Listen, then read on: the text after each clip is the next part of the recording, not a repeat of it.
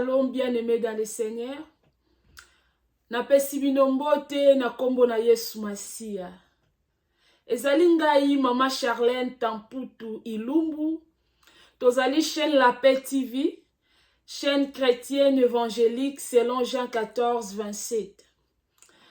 Yesu alingi bino, ngai pe na lingi bino. Bien-aimés dans le Seigneur, nazo ko inviter bino nyonso bokota po bo s'abonner na chaîne na biso ya YouTube La Paix TV. Chaîne La Paix TV, tozalaka wana toujours pour na édification ya peuple de Dieu. Chaîne La Paix TV, tozalaka wana pour na encourager bana nzambe, tozalaka wana pour na kopesa ba conseil, pour na ko conseiller bandeko, mais ba conseil na biso bien-aimé to associaka toujours liloba na nzambe. Nzamba pambola biso, kimia ya nzambe tata ewumela na mitema, kimia wana ewumela na mabota, kimia wana elanda bisika nyonso oyo ozali kolanda biso na ngonga oyo. Bien-aimé dans le Seigneur, thème na biso ya mukolo lelo ezali qui est ton ami fidèle. Fidèle na lingala ba obebi lingala tolobaka fidèle la kisi loboko, loboko, fidèle. Donc fidèle ezali moninga oyo pesaka confiance. Moninga oyo moni ke soki na yebisi likambo koki ko trahir ngate. Moninga oyo monaka ke na tango nyonso azalaka toujours na ngai, na malade, na matanga, na ba problème, yende ami fidèle nanga. Siko thème na biso lelo to tuni yo, qui est ton ami fidèle? Père céleste, au nom de Jésus, je te loue, je te remercie pour ta loyauté, ton amitié, ta présence. J'ai la certitude que tu ne m'abandonnes pas. Toi, l'ami fidèle, l'ami véritable, l'ami de mon âme, protège-nous au nom puissant de Jésus-Christ. Bien-aimé dans le Seigneur, Nani moninga la yo, qui est ton ami fidèle? Ndeko na ngai, un ami ou une amie est celui qui se réjouit vraiment de votre bonheur et de votre réussite. Un ami ou une amie est celui qui va faire ce qu'il peut, quand il peut, pour votre réussite ou pour votre bonheur. Ndeko na ngai, na epona yebisa yo, pena tu na yo nani nde moninga na yo malamu. Peut-être yo kanisaka ke yenda za moninga na nga malamu, yende ami fidèle, mais yebaka ke ami fidèle na yo, azape na ami fidèle na ye. Oya bombela ke lokote. Yo soko kanisaka ke yende ami fidèle na nga, abombela kange lokote, ataso naza na secret na yebisaka ye, apanzaka ngo te, mais na lina yebisa yo ami fidèle na yo, azali pe na ami fidèle na ye bien-aimé. Yango nazo tuna yo toujours, qui est ton ami fidèle? Bien-aimé dans le Seigneur, na kotanga Bible ezobisa biso boy na mokanda ya nombre. Biso totanga ka Bible de Ancien Testament et puis Nouveau Testament. Yango bomona ka toujours lelo to sali o to continue na Nouveau Testament, to bimi na Ancien Testament, nyonso ezali loba na Nzambe. Bible ezobisa biso na mokanda ya nombre 23:19. Na kotanga ngo bandeko na ngai soko tangi kuna okoka bazoloba.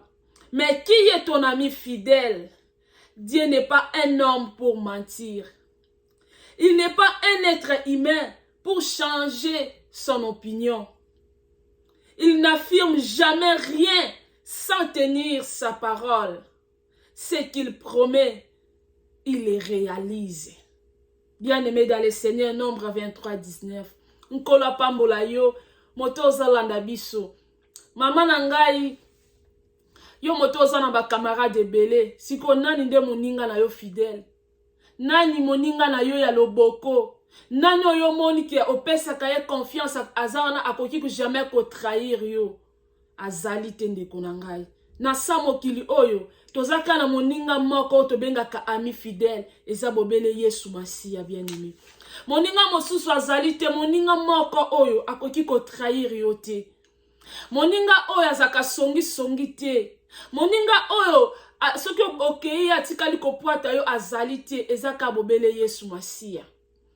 Bala mususu ozwa tomona bato mususu apesa confiance tina mwana musala, mais un jour mwana musala trahir ye. To mwana batu mususu azui camarade bakola na ye depuis bo mwana. Apesi ye confiance nyonso, mais oyoka lobi abalukelaki ye. Lobi akoselaki ye makambo na musala, lobi asalaki ye eloko boye.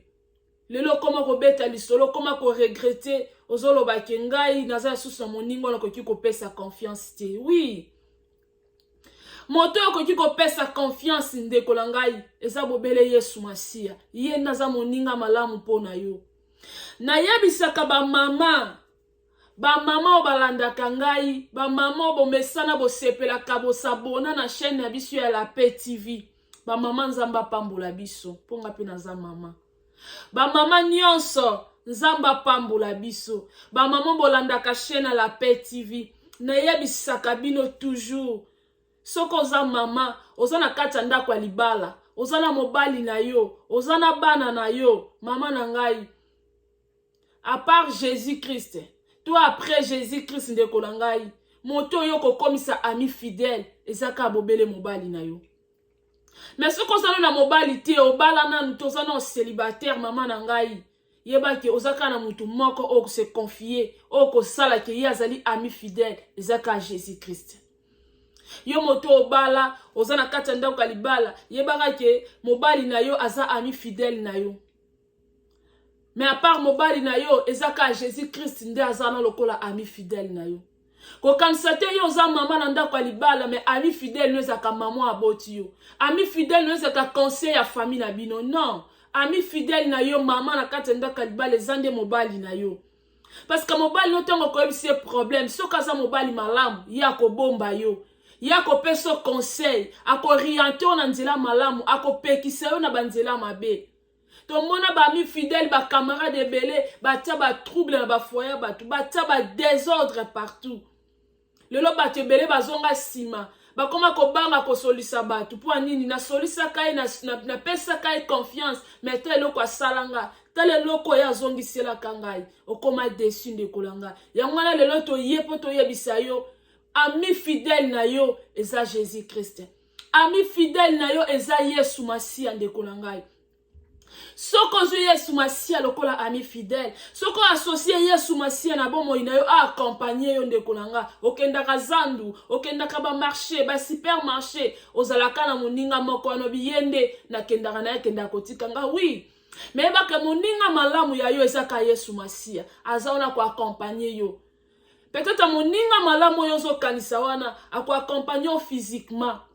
Lelo soki biloko nyonso zanango physiquement kwei akomona na lisusu te. Mais la lina yebisa yo Yesu Masia, Jésus-Christ azana po accompagner yo na physiquement na spirituellement. Yesu Masia azana po accompagner yo, aza ami fidèle na yo na butu epi na moi.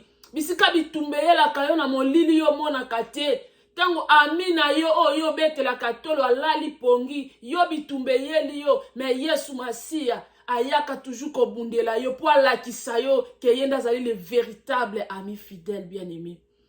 Yesu Masia ndazali le véritable ami fidèle. Tikati Yesu Masia zala ami fidèle na yo. Mama nyonso zo landa biso, bandeko nyonso zo landa biso. Omi pesa vi na yo nyonso na baninga.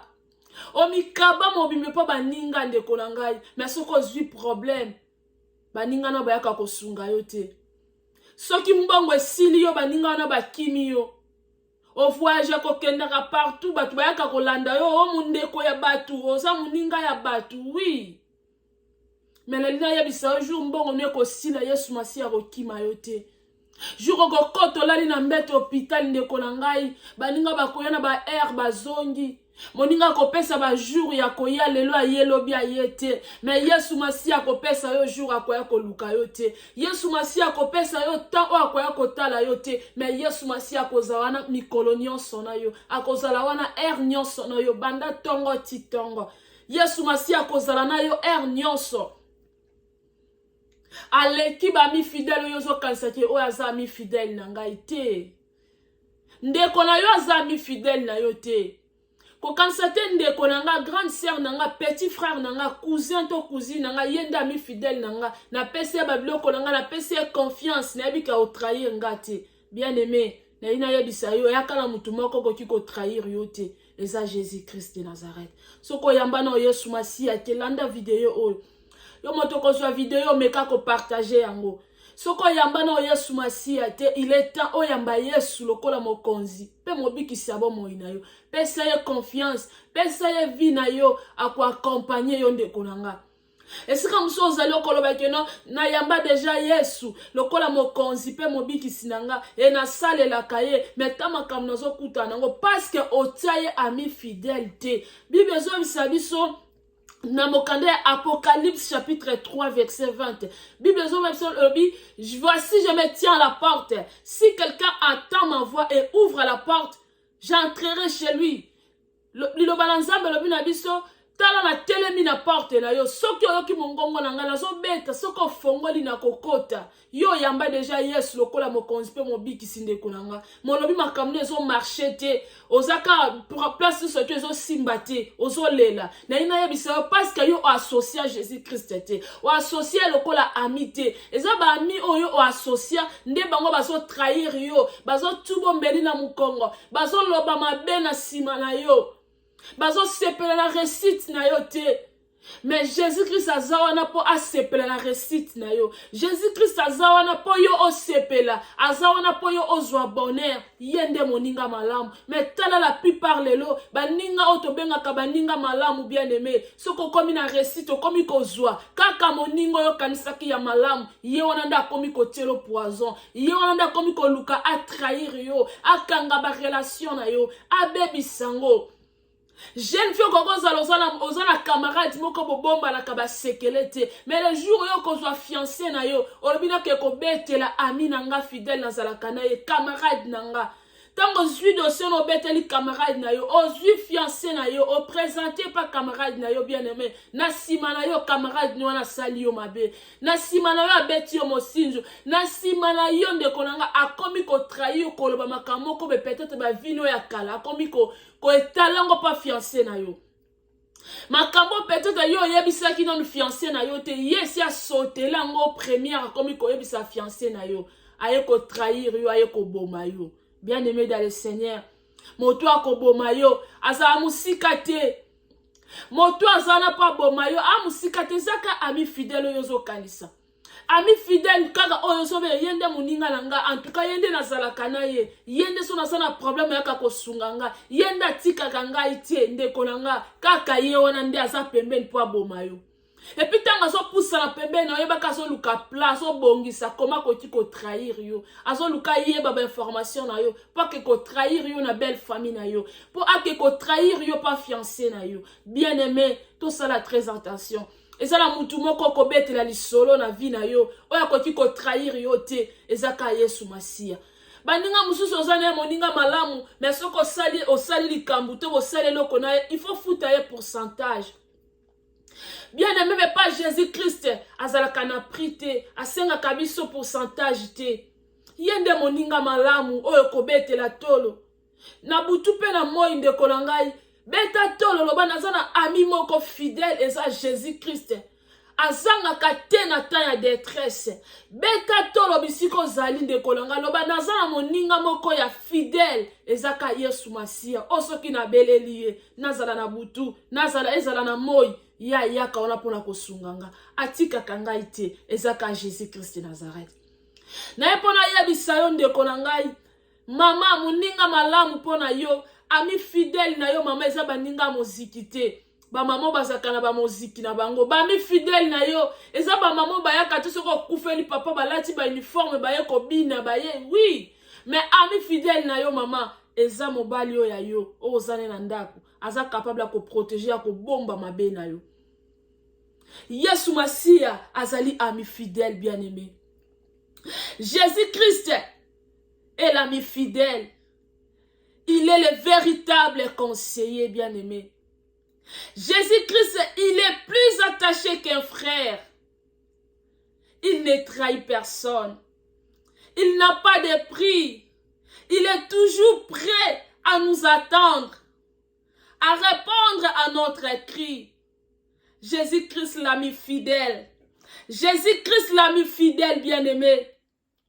Jésus-Christ l'ami fidèle qui connaît nos défaillances. Jésus-Christ l'ami fidèle qui connaît nos chutes. Jésus-Christ l'ami fidèle qui connaît nos défauts. Jésus-Christ l'ami fidèle, il ne manque jamais au temps de la détresse. Bien-aimé dans le Seigneur, si tu es ami fidèle na yo, okozala na sengo ndeko nanga, okosepela, okozala na sécurité, okobangelo côté parce que Jésus-Christ nde azali ami fidèle. Nzamba pambola biso, bien-aimé, partagez vidéo, komela biso so koza na problème, toza na équipe mobimba, toko soutenir yo na nzela iloba na Nzambe. Nzamba pambola biso. Kobosa na te ko s'abonner na chaîne na biso ya La Paix TV. Bye bye, merci.